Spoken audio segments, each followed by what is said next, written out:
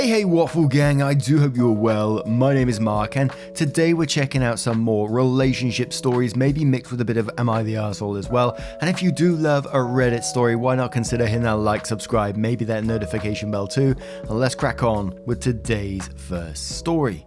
Now, today's first story comes from Thanksgiving Rehab, who says, during Thanksgiving, I, 25 male, realized that 3 years ago, had sex with my girlfriend's cousin, 29 female. Now I need to know who to talk to first. I met my girlfriend Jessie, 25 female, 3 years ago while we were both in college. I had just gotten out of rehab for a very serious drug addiction. She helped me stay clear of any drugs and has been the reason why I am alive today. I truly feel that I owe her my life. This year we spent Thanksgiving at her grandparents' house along with her family. When we arrived, I met some of her cousins, who one seemed familiar. This was Samantha, who I thought I knew from around campus when she attended the same college as Jessie and I. She had moved out of state 5 years ago to live with her husband and was back for Thanksgiving now with her 2 kids.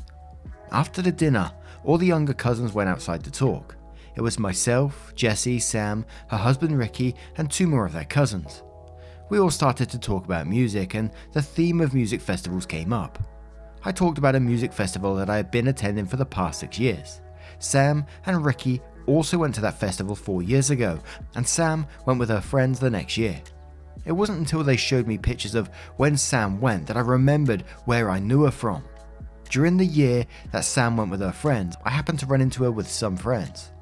I had shoulder-length hair, was pale, and probably weighed around 150 pounds, while being 6'2". I now have short hair, tanner skin with tattoos and about 50 pounds of muscle. I am unrecognizable now. A lot of my memories from those years are pretty bad, but what I do remember is that when we met up with her group of friends, we all got really friendly. It was 3 girls and 4 of us. We had rented a suite for the weekend and decided to invite the girls over to do a mixture of drugs, alcohol, and other drugs.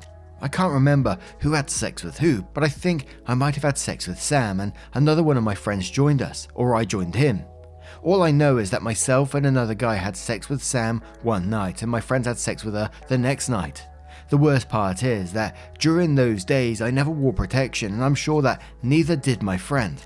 I don't know if we finished inside her or not, but the possibility exists.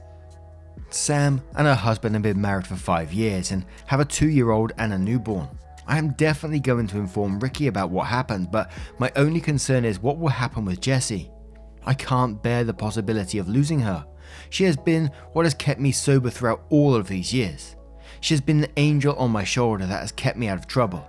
Sam still has the same tattoo on her shoulder, so I'm 100% sure that it was her. And on one of her pictures from the festival, I am in the background with my back to the camera talking to my friends. I pretty much have no evidence to support my claims, and if I confront Sam alone, she will just deny it. I'm sure she doesn't even recognize me. What do I do? Who do I talk to? Should I even bother?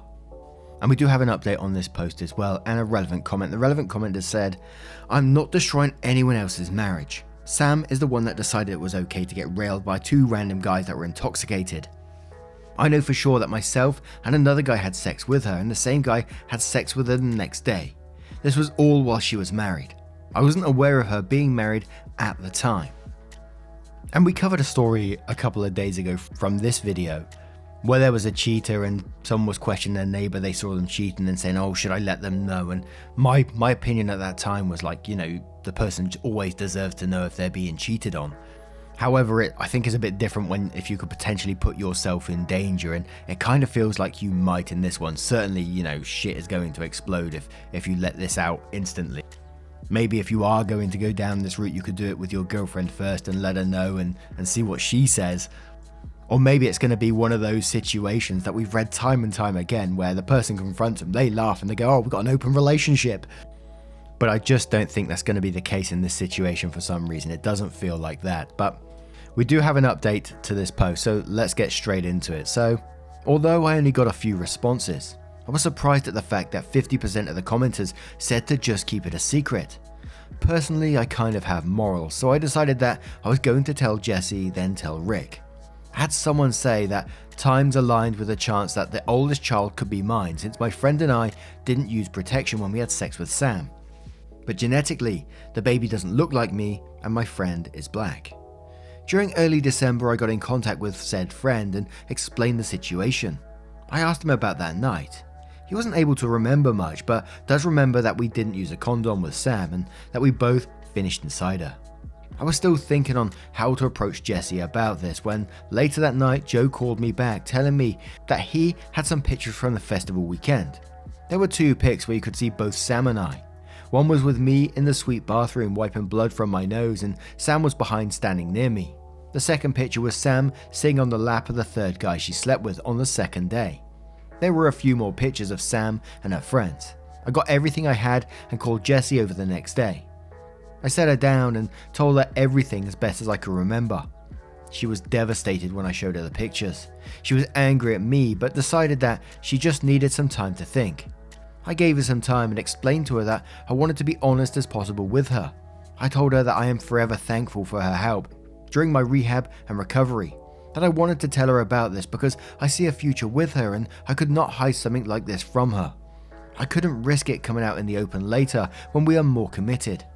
I informed her that I was planning on telling Rick and she was adamant about keeping that a secret. I asked her that if she was in his shoes, how would she feel? She agreed but said to give her some space to think. We didn't talk much for a week and on Christmas we met up with her family.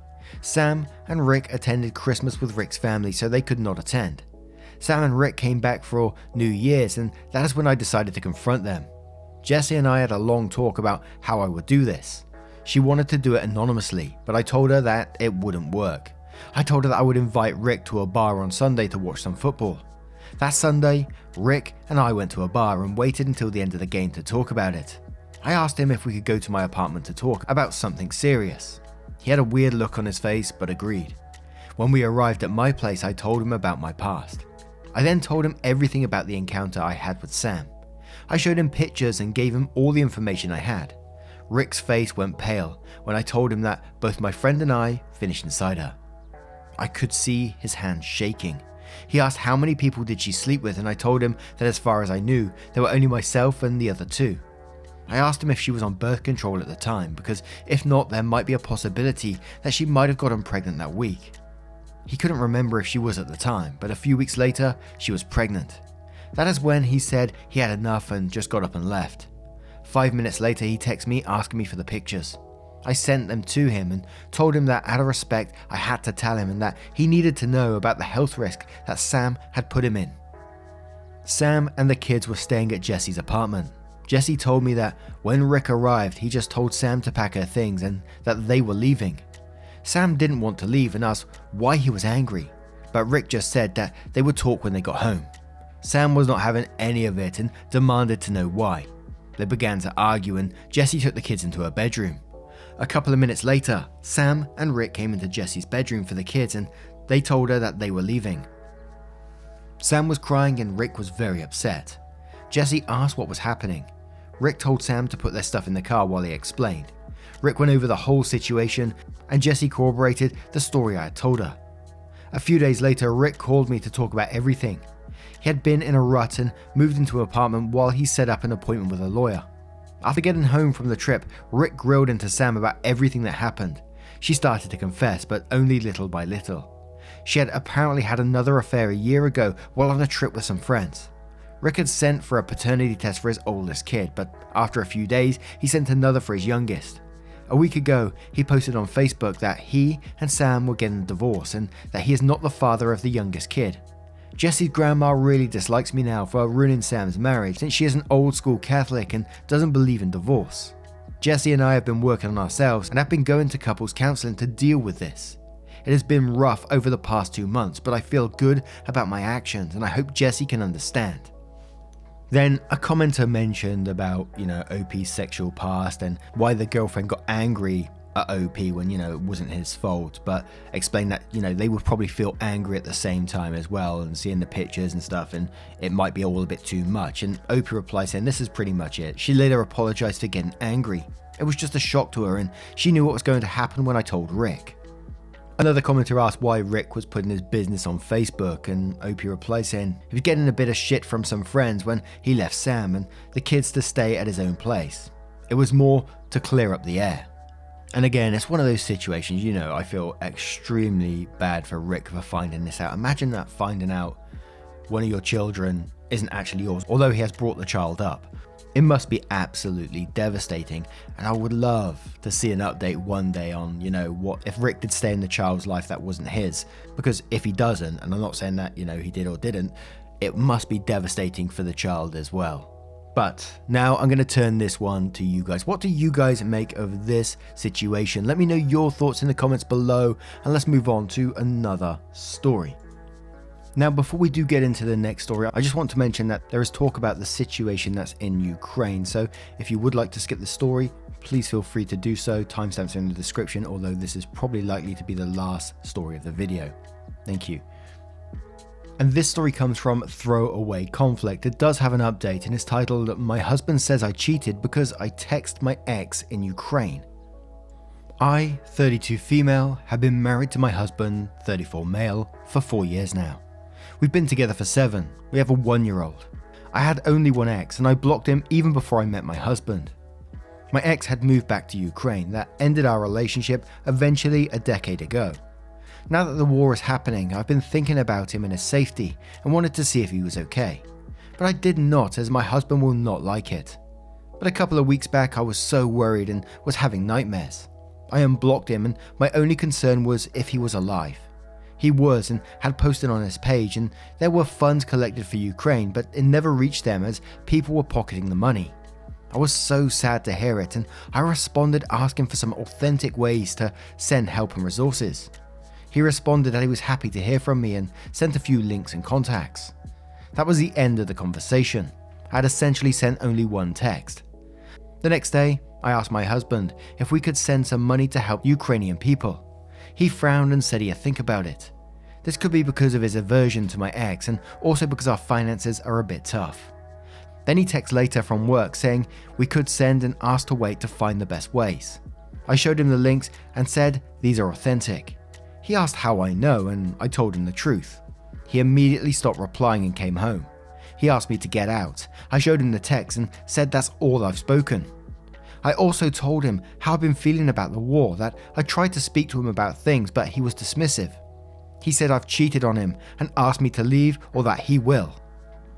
I broke down crying and he packed a bag and left. He has sent an email saying he will forgive me and come back if I write down an acknowledgement and an apology that I committed adultery and will never do it again. I refused, and today he sent me another email that he will file for divorce by the end of the month. I've apologized several times over the last few days and have promised to go to therapy. My ex is blocked again. I simply don't know what else to do. Please help. Edit, adding the following to help answer some questions in the comments. My ex and I parted amicably. I did not ask him even how he was. Just seeing him active on his page let me know he was alive and I was fine. The only message I sent was, can you point me to resources that are authentic and will be not pocketed by others? He replied with links as well as a text saying he's happy to hear I was looking to help. That's all. I didn't even respond to that. There's absolutely no past that can contribute to this fear, but my husband has always hated the mention of the country too. I tried to ask once to see if he's okay if I'd reach out, but even when I asked casually that we should check in on people that we know there, he said no need. We'll hear if they died. That's all. Now he's asking for verbal acknowledgement of cheating if I don't want to put it on paper. And no, you didn't commit adultery in that situation. You were concerned for someone that you once cared about, or even maybe still care about, and there's nothing wrong with that. But I got to say, and let me know if you was feeling the same way in this situation. It sort of felt like, it was such an overreaction to what happened there that it felt like it was always on the cards anyway, like he was waiting for this moment to pounce on it, to spark the fire so he could get out of whatever situation or whatever's going on with him at the moment. It just felt like it was an easy get out for him. But Zornagog says your husband will have to work through this by himself. You have not committed adultery. Get a lawyer and a therapist if you want one, and decide on what terms you want your future relationship with this man. Honestly, he sounds a bit unhinged. This is a text. How much of your life would be under his control for him to feel safe? Would he ever feel safe? This isn't on you, this is on him. Maybe his friends can talk him down. Even so, could be worth questioning what is in your and your child's best interest here. Desert Rose says, seems to me like your husband was already looking for an excuse to divorce and he wants the written acknowledgement to use in court so he can get everything and leave you with nothing. Don't sign or write a damn thing. ETA. I'm a petty person sometimes. If it was me, I'd get some fancy ass paper and write him a note acknowledging every detail of what actually happened, as you did here, and sign it. I'd then give it to him like it's what he wanted and then wait to smile smugly after he read it, lol. That's just me though. Aggravating Patient says, no, you didn't cheat by reaching out to a former partner in compassion. Do not apologize for your gesture of humanity. You had him blocked before you met your husband. Did you part amicably or was it for your closure? I think your husband's jealousy is unhealthy and controlling. He'll be crawling back in a few days as he is literally financially dependent on you. Think carefully about taking him back. You and your child may be a lot better off without him. One Endless Day says, the only time I ever saw someone jump to accusations like that for seemingly no reason at all was when they themselves were guilty of doing the same thing. Sounds like he's looking for a reason to divorce so that he can put the blame on you. He'll find a different thing to accuse you of / make you feel guilty over if he doesn't get his way this time. His whole behaviour is very toxic and I'd personally cut my losses and leave him. And one more from Richard Lundstrom who says, your husband is a bit of a psychopath. What the fuck? Maybe you're better off. Anyway, obviously you did nothing wrong and it's his pathetic insecurities talking. Call him on his bluff, I'm sure he won't leave, he just wants you to beg and crawl. Very toxic and manipulative behaviour. Since you asked your husband for money, I assume you are unemployed. Perhaps change so you can stand on your own 2 feet if shit hits the fan. Now, we're going to move on to the update to find out what happened next. So, I never expected the original to blow up the way it did, and I thank each and every one of you who took time to comment and also to DM me. I read all the advice and some of the comments really helped make sense of things. This is long, so there's a TLDR at the bottom. Please forgive me if the link to the original doesn't work, I'm trying this for the first time. Also, if it doesn't work, please check the only other post on my profile if interested. Thanks. Before the update, I wanted to address the questions that came up. I and my husband are neither from Ukraine or Russia, so no political agenda here. I did not dream of my ex, but the situation in Ukraine. Also, we've sent money to charities and people in need before, so it wasn't unusual to discuss that. Onto the update. It's long and I can't begin to explain what I'm feeling about the stuff that went down in the last couple of weeks. Almost immediately after posting the update, I called my husband and told him I was ready to give him what he wants. I just wanted him to come, and we will do it in person in a coffee shop near our place. I got a babysitter and called his brother and his wife to accompany me during this conversation, as I didn't want to be gaslit. I planned to tell the entire story, and also I will not be admitting to adultery, and if he needed to divorce me, he could, but I won't be giving him anything. He sounded smug and happy on the phone. It was an entirely different story when we met. The moment my husband saw his brother and sister-in-law, he completely changed attitude. He came up and kissed me. He spoke to me as if we hadn't been fighting the last couple of weeks. I just started crying and he tried to tell it off to others that I was just tired. But somehow, I got to the point where I was able to tell the whole story. My brother-in-law was furious. He took all of us to his house and we sat down for a 4-hour talk. It was the worst moments of my life. There was so much screaming, mostly me, crying and swearing. Apparently, some commenters were spot on in thinking that there was more to this than what I knew. It goes back a decade, just before my ex left Ukraine. He did a 3-month course which included working in a firm that my husband interned in. They were acquaintances and apparently my husband saw me when I met my ex outside the building a few times. He asked my ex about me and once he found out that we were together, he backed off. The very day, my husband went to his brother and said he was going to break us up and that he would marry me someday. But almost within the month, my ex left Ukraine and we broke up amicably a year from then. Once my ex posted something on Facebook indicating a breakup, my husband reached out to him and asked to set us up. My ex refused and my husband found someone else to set us up and that's how we met. Once he got a chance to meet me, my husband reached out to my ex and asked him to block me and assure him that he would never try to get me back. My ex refused, but he finally agreed to ask me to block him, and if I agreed, so be it.